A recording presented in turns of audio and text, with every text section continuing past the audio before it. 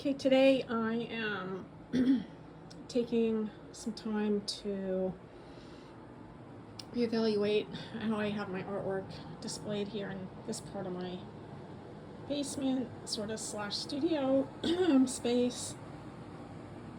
It's been like this for a while. This is my working area in here, but I'm really focusing on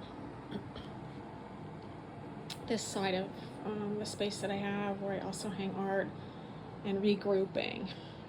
This is another area where I sort of store some pieces. I have some older work here. So I'm just going to take some short clips as I'm in process of cleaning and reorganizing. Okay, I'll be back. Okay, I am breaking now. I've got most of it set up, I think. I did some cleaning, wiping down the walls, and rearranging stuff, pulling some artwork out. This didn't change too much. I pulled out one of my patchwork cut-ups. This was in my last show. I like how it fits in with some of these because it is actually it's cut-ups from prior paintings, so my palette tends to have a lot of similar colors. That's why the patchwork ties in with this.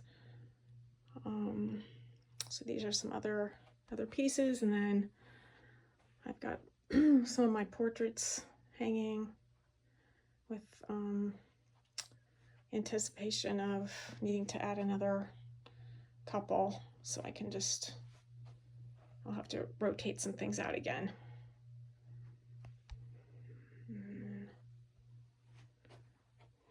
A lot of things in my little storage area.